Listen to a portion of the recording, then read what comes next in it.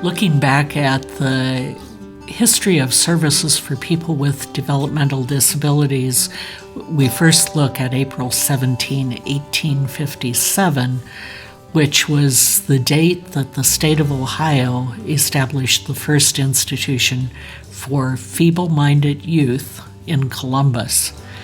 150 years later, almost to the day, on April 24, 2007, the Ohio General Assembly eliminated such words as idiot, lunatic, and imbecile from the Ohio Revised Code. However, the 1802 Ohio Constitution still bars idiots and insane persons from voting. On July 8, 2009, Governor Strickland signed into a law that removed the term mental retardation from the name of county boards. In 1952, the Allen County Council for Retarded Children was formed. As one of the founding fathers of the council stated, starting in the summer of 1952, with nothing but an appreciation of the problem of mental retardation to be solved, and an idea that they could come up with the answer if they worked hard enough, the founders of the Allen County Council for Retarded Children began their effort. They made quick work of it. Already in 1953, the first class was formed, and it was housed at St. Mark's Methodist Church. That same year, land was donated by Yale Bloom for the Robin Rogers School, and the second class was formed at Christ Episcopal Church. In 1954, a fundraising drive was started to construct the first school. Marimor, the first teacher, contacted Hollywood celebrities Roy Rogers and Dale Evans for permission to use the name of their daughter Robin for the first school. And by 1955, the new Robin Rogers School was dedicated. There were 3 classes, a hot lunch program, and crafts. And here we have a picture of that building, which has since been added on and still is in use. The Robin Rogers School was the first private school building in Ohio to be planned, designed, and constructed for the special training of severely mentally disabled children. In 1956, the first school bus was purchased. A volunteer music program started, and the group received their first United Fund allocation. By 1959, they had outgrown the space of 3 classrooms. They began a building campaign to build 3 additional classrooms. The first governmental intervention started in 1961 when the school program became the responsibility of the Allen County Child Welfare Department. That was the same year that the Council for Retarded Children started a sheltered workshop on South Collett Street. In 1963, the name of Robin Rogers School was changed to Marimor in honor of the first teacher, Mary Ina Rep Moore. Mary had died of bone cancer at the age of 41. On October 25, 1967, county boards of mental retardation were established under the provisions of Senate Bill 169, sponsored by Senator Harry Armstrong of Logan, Ohio. On January 15, 1968, the Allen County Board of Mental Retardation held its first board meeting. The first board of directors consisted of James W. Wilt as chairman, Richard Hawes, vice chairman, Yale Bloom, Ethel Nelson, Joseph P. Quatman, Helen Reynolds, and Mildred Workman. On July 11, 1968, Marimor Workshop was incorporated. The purpose of incorporating Marimor Workshop was so that the people served in adult services would have an employer that was not a governmental entity. That was the primary purpose for the incorporation of Marimor Workshop. In 1969, new quarters for the workshop and 3 classrooms were leased on 327 South Main Street. Here we have a picture from 1973 of people working in the sheltered workshop. In January of 1974, Marimor School and Marimor Workshop on Ada Road were opened. The dedication was held on January 20, 1974, for both the school and the industries. And history has it that about 900 people attended that dedication. And here we have a picture of the first school building. Here is a picture of within the sheltered workshop of a job. It looks like a collating job. Dignitaries at the dedication of Marimor School and Workshop. We have Monsignor E.C. Herr, James Wilt, president of the board, a gentleman that we haven't identified yet, and Joseph P. Quatman, who was a board member. As time went on, services were added. In 1974, the first speech therapist was hired.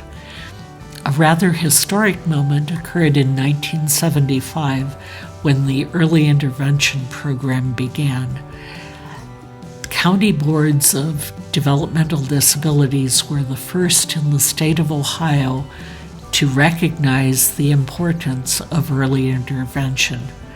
It was understood that if we intervene with children and provide adequate therapies during their developmental years of birth to 3, that many of their disabilities or delays can be remediated so that they can go forward and have a full functioning life without a disability or a delay.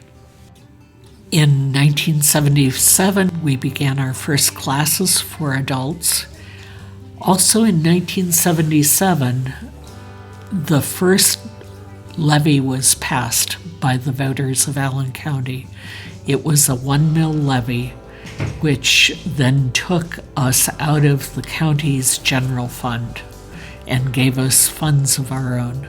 The Board of Mental Retardation, which it was then called, asked the commissioners to okay a 1 mil levy for the ballot in November. Here is an example of how terminology has changed through the years. Notice the headline on this news article is "Retardees Unit Elects Local Man." At least it wasn't idiots and imbeciles, but the word retardee was used to describe the agency. And this occurred when Joe Quatman was elected as the chairman of the board, succeeding Jim Wilt. In 1978, a warehouse was added for Marimor Industries. 1980, we added 4 classrooms to Marimor School, and in 82, an addition was added to the workshop, doubling the workspace. In 1984, pre-vocational services, community employment services, and family resource services were added.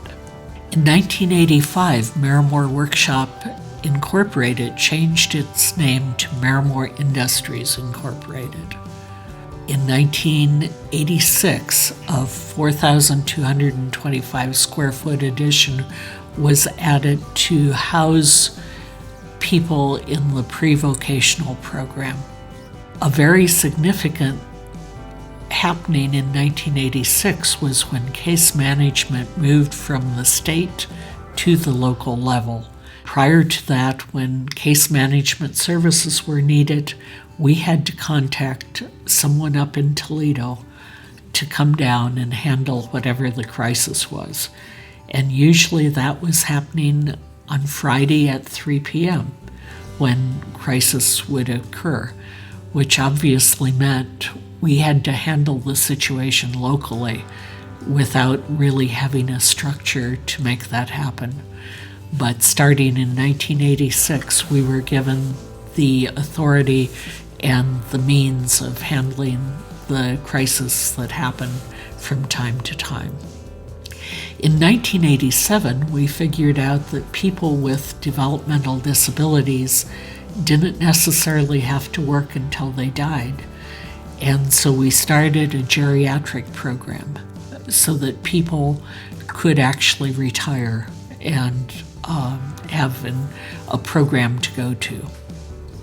In 1988, we began our partnership with the Regional Transit Authority, and they started running a route out to Marimor Industries every day.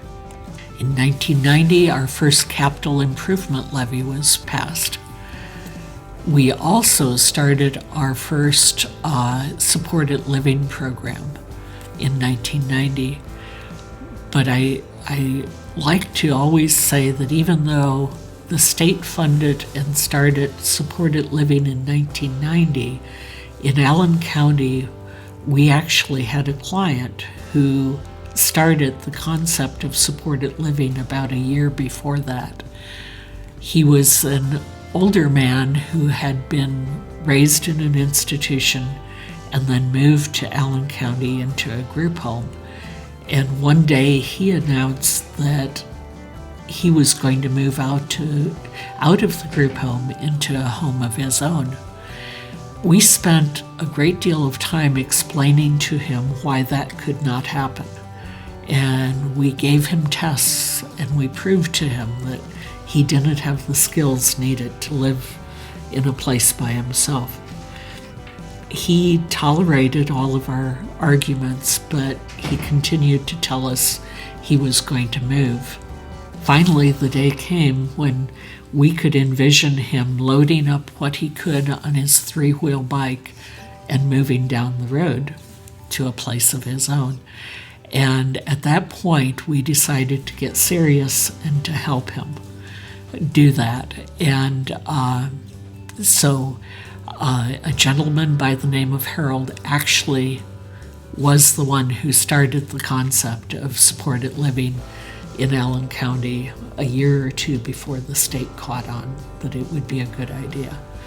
In 1991, we broke ground for an administration building, a bus garage, and a warehouse addition. In 1992, the state came through with additional funds for the purchase of residential homes for people with disabilities. And to manage that, we formed a nonprofit corporation called Lodi Incorporated. And their sole purpose is to be the landlord for people that we serve. The state gives us capital improvement monies, and then we in turn give that money to the nonprofit corporation, and they go out and buy houses, which they then rent to the people we serve. The purpose of the nonprofit was to make sure that those houses were held by a private entity so that we would have the flexibility that being governmental does not allow. So as the needs of the people we serve change, we can freely buy and sell houses to meet the current needs. We received our first accreditation through the Commission on Accreditation of Rehabilitation Facilities in 1995. And that is also the year we began to administer residential service funds through Medicaid waivers. In 1998, the state gave us full responsibility over contracting with private providers for residential services.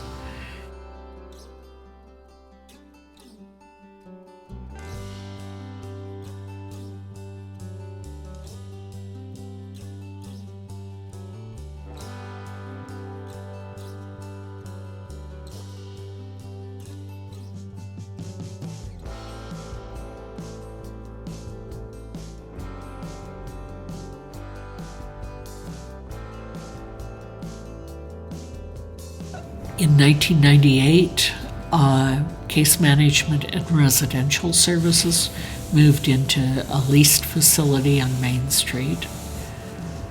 In 1999, we opened a facility on Cole Street where part of adult services and case management moved. In 2001, the county board assumed administrative responsibility for Help Me Grow, an early childhood program which is funded through the Allen County Family and Children First Council. In 2002, we received our first accreditation through the Ohio Department of DD.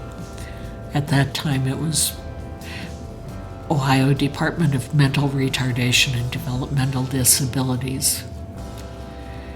In 2003, we made use of our largest bequest, which came from Jesse Steeman, and we were able to air condition the school. But that was a year when things started to go poorly in terms of funding. There were state cuts, and we eliminated our first positions. We also closed the Argonne restaurant in order to save additional money. In 2004, the losses continued at the local, state, and federal level, and the board cut $1.1 million out of our budget, resulting in the elimination of 28 positions. In 2005, the Cole Street facility was closed in an effort to reduce our costs. In 2009, as we progress with how we refer to people with disabilities, the term mental retardation was eliminated from the county board's name, thanks to the advocacy of the people we serve. As we look back over the history of the board, the budget and enrollment numbers are rather interesting. The first budget and enrollment numbers we have were from 1954. The budget was $6,795, and 10 school-age children were being served. In 2015, the budget was just shy of $16 million. 273 children were served, and 773 adults were served. 2016 brought about the greatest change probably that we have seen in the field of developmental disabilities. The Center for Medicare and Medicaid Services instituted regulations which prohibited those who administer Medicaid-funded home and community-based services from being a direct provider of those services. And by 2016, the county board and the people we serve were highly dependent on Medicaid as a funding source. The new regulations forced the county board to divest itself of being a direct service provider. Therefore, effective July 1 of 2016, the county board ceased operation of Marimor Industries and the transportation services. Leading up to that change, the service and support administrators worked diligently with the families and with the people served to enable them to choose a new provider. Some of them chose to continue to work with Marimor Industries, and some chose to work with other private providers. The board will move forward under the new business model to diligently ensure that quality services are available and provided for the people we serve. The service and support administrators will monitor the quality, and the board will continue to be responsible for funding those services which are now provided completely by private entities.